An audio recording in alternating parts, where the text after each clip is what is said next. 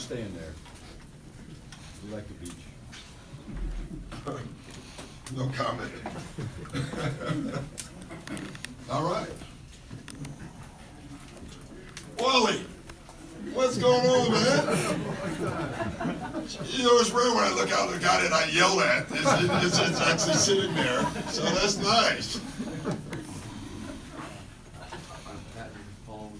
Yeah, they're both playing. Minute restriction on either of them?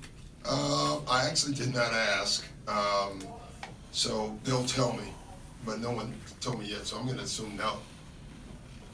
That's a good assumption for a coach. What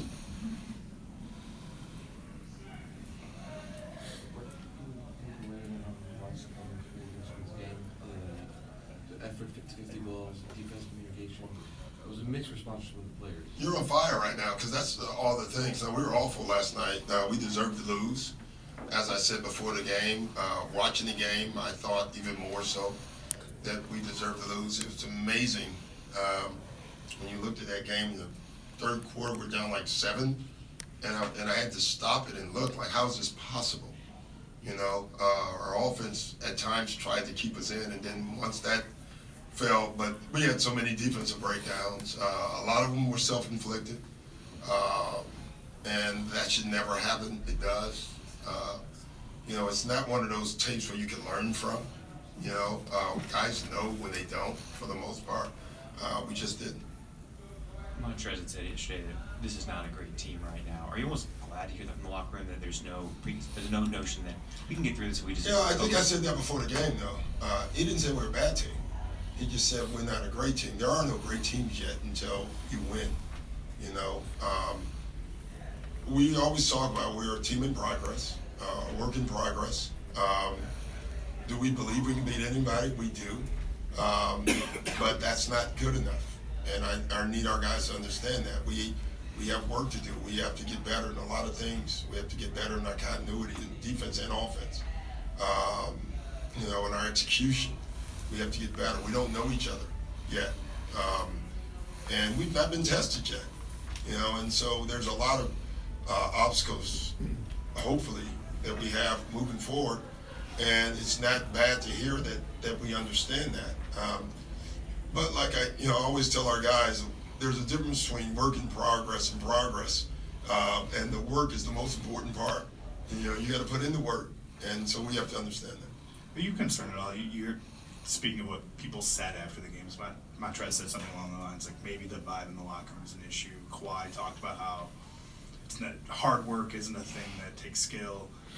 Is this just kind of a normal bump in the road, as you said, as part of this process? Yeah, it's just part of it. I'm not sitting there under my covers concerned at all, to be honest.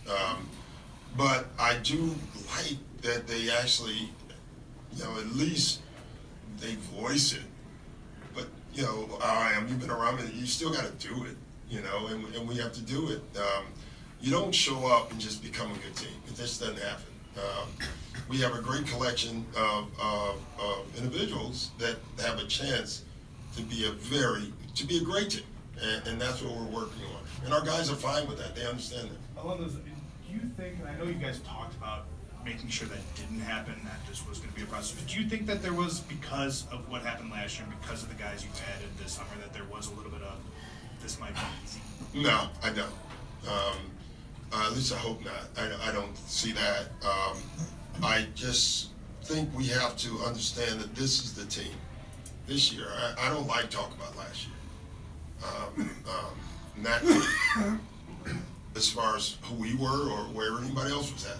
I don't care about last year. This is this team. You know, this is the team that everyone has to give love to. Last year's team, you know, that girl's gone. You know, this is the one you have to love. And so you have to learn how to do that. And that's what we're doing. I know it's been a few weeks, but I was wondering what your reaction was when David got fired so early in the season. Well, I was disappointed. You know, I'm always disappointed. You know, I thought he was in a tough spot. You know, when you just, some of the comments that were made that he didn't make before, like he didn't stand a chance. And so, you know, I've been very fortunate as a coach. Been lucky, quite honestly, where I've had, the backing through thick or thin. I told David that. I look back in Boston, man, and we were awful. We lost 18 games in a row, and Danny Ainge every day would come in and apologize to me and try to talk me into staying. Not like I was leaving. I don't know why he thought that, but he would say it like, that was important to me. That gave me confidence, and it created a great team. And obviously it all worked out, and I think more coaches need that to be good. David, I think, is an excellent coach. I think Mike's done an amazing job. He really has. And I hope now that he's a coach, he can get that. I think it's important for us. I really do. Hey, Coach, you're 4-5 without Kawhi. I mean, that's a big enough sample size to kind of know what it takes to win without him, but his impact's obviously clear, too. Yeah. So heading into this game today, how does your approach change when you don't have him on the floor? Well, it's tough, Rebecca. You know that you don't have them, number one. I think people understand you lose a lot of your offense, but you lose a lot of your defense as well. And I think the thing that has hurt us the most is the fact that we haven't been together. We haven't had a lot of practice time, with or without. And so, tonight at least we have a full deck without. We've had a bunch of those losses. We didn't not only have Kawhi, we didn't have PG in one. We didn't have Kawhi, PG, and Paul and Pat. So at least tonight we have a better chance. But we have to win, like when he doesn't play. We have to be better, for sure. And to me, there's 3 of those games that I thought that we should have won, but we didn't. And so we have to win those games. Hey, Doc, nearly halfway through the point of the season, have the medical staff ever said that there's a possibility that he will play back-to-backs? I honestly have not asked. I think he will, to be honest, but I have not asked. Hey, Coach, you talked about not learning anything from last night's game. Is that a game that you kind of just flush, or are you? Do you like the fact that the players are talking the way they are, that they weren't happy with their performance? I like that they're talking. I'm sure they all watched. I watched. Made my night just a beautiful night. I had an awful dinner with Mike Breen, and then I went and watched film that game afterwards. Think about how my night went. So I'm. Listen, I think we all learn. You do learn something, but I always think in those games you got to learn what each guy could have done differently. And from a coaching standpoint, I try to see what I could have done differently. Well, what could you have done differently? Change lineups quicker. Really, I really said that. I thought we could have done something different earlier, and we didn't do it. Thanks, Coach. Curious, with all the injuries and lack of continuity you guys have had this season, are there any unconventional methods you kind of use to try to create continuity? No, it's impossible. The only way you do that is by being on the floor, even if it's just skeleton. So we have tried. We've watched film 1,000,000 hours than I ever watched. But I don't know how good that is. You have to be on the floor, son. Hey, Doc, you were saying that you don't think this team's been tested yet. I was wondering what you meant. Was it the losing streak or something in the locker room? And also, with Trez talking about the locker room vibe, I was wondering what's your take on the locker room vibe? Locker room's great. I didn't think he meant anything like bad locker room. I thought he meant we just got our butt kicked. The vibe's not good. I hope it's not, by the way. I hope there's not a party going on after the way you lost at home. So I had no problems with any of that at all. And what do you mean by the team hasn't been tested? We haven't been tested. The test is when you go through something really tough. We haven't gone into anything tough yet. We've lost a couple games here and there. I guess what's tough has been all the injuries, but that's not going through that much adversity. We have that ahead of us. You have that when the playoffs start. Doc, when you referenced your conversation with Fizdale about support for management, was that before or after he was let go? Before. And then also you referenced the comments that were made, and he had no chance. That was the press conference, right? Yeah, that was bad. I think we all know that. But, it happened.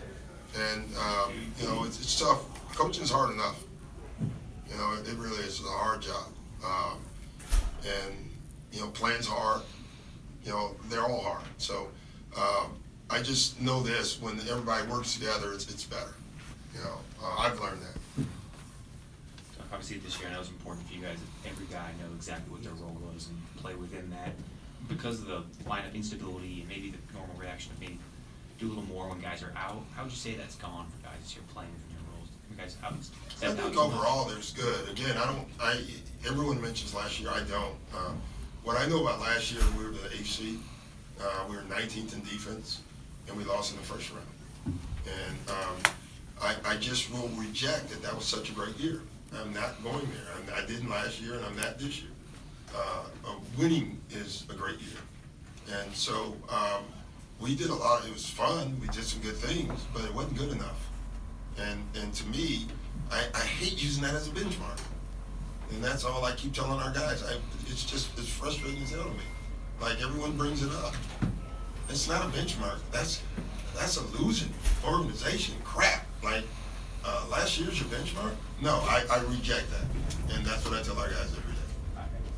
Yeah. Yeah, they're doing it. They're trying. Like, and I really think the road guys overall have done a pretty damn good job of doing it. There's guys that I've been unfair to, like Shawn, putting Shawn at the point guard. That's tough for him. But right now, when we have so many guys out, you have to put him there and just hope that he can figure it out. We need him on the floor. We don't have any other guard on the floor right now. That's been very hard for him. He knows that. A little bit unfair for him, but I give him credit. Like, he's tried his best to do it. So from a coach, you like that. All right, guys. What? Go ahead. I cover the Knicks.